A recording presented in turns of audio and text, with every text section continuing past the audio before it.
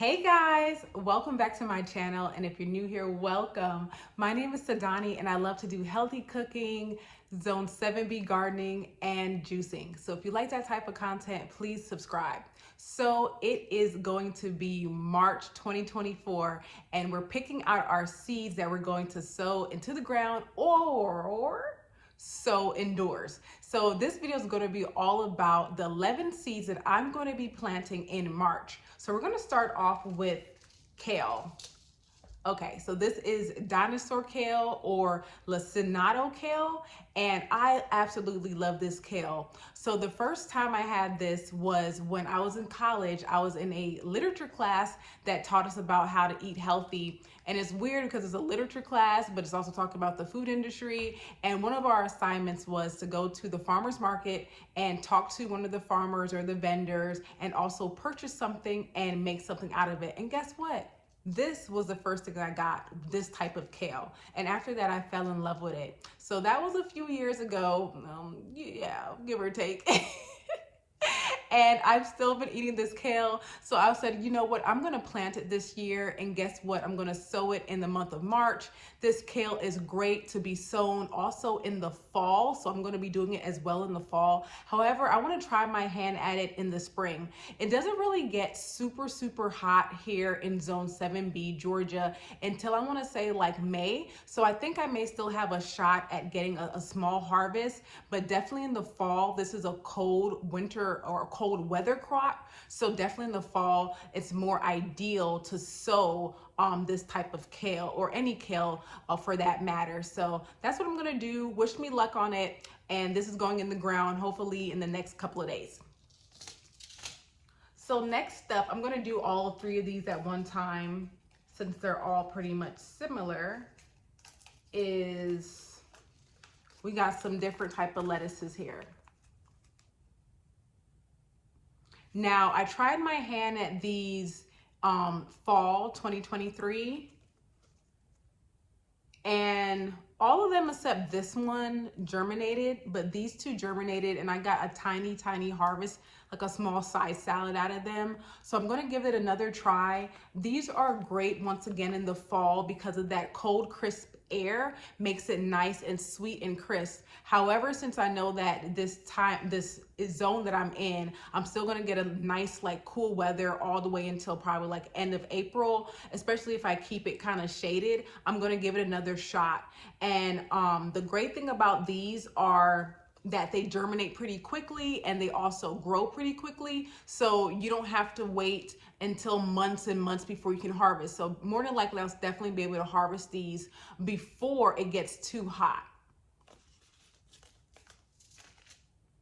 And then I'm super excited about this. Oh my gosh, come on now. Who doesn't like sunflowers? They're so beautiful.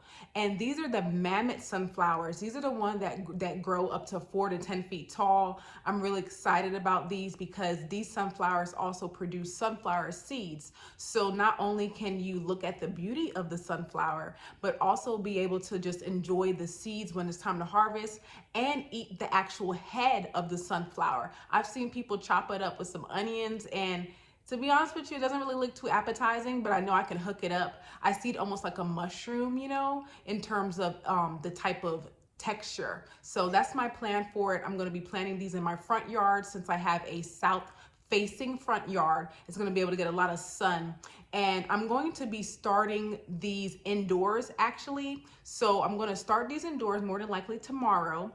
And then 2 to 3 weeks after that, when they start to germinate and sprout, I'll after that directly sow them into the ground. So by then, it's going to be, I believe our last frost will probably be that week after, so they'll survive. That's my plan for these, but you can also sow them directly out. Okay, sorry about that, my camera had cut out, but you can also sow these directly outdoors as well. So next we got Swiss chard. And this is a packet from last year, that's why it looks kind of crazy.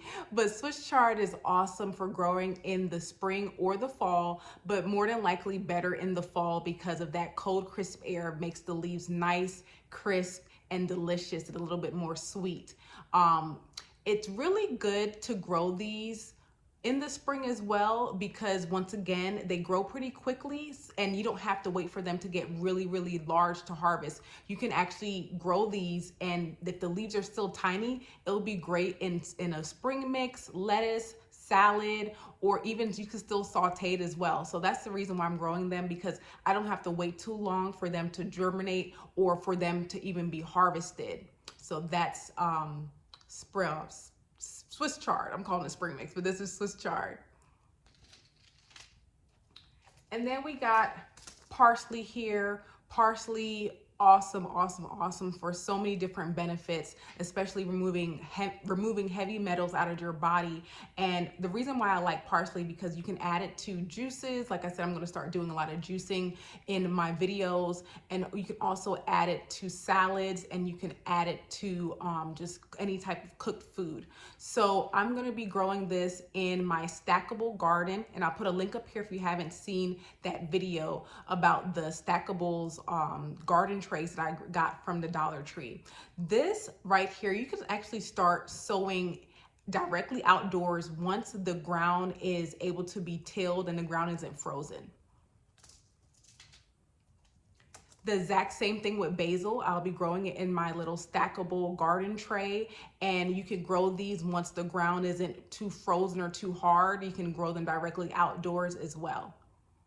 Okay, so next we have Calendula or pot marigold, and this is great because these flowers are edible. They have a lot of nutritious value for you as well, and they're great on your skin and your hair. So I'm going to be sowing these pretty much within the next day or two. They're great to sow into the ground outdoors about 2 weeks before your last frost date. And in Zone 7B, Georgia, our last frost date is March 15th through March 31st.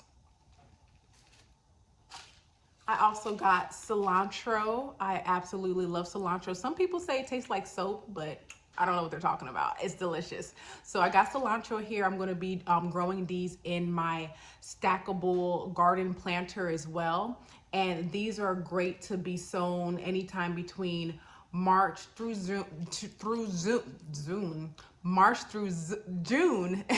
in Zone 7B. So I'm going to be directly sowing these outdoor as well. And then last but not least, we have beets. These are like a rainbow beets. And these beets I'm going to sow directly outdoors. However, I'm going to be soaking these seeds before. Once again, these are great for the fall, but I'm going to try my hand at sowing them and hopefully harvesting them in the spring as well.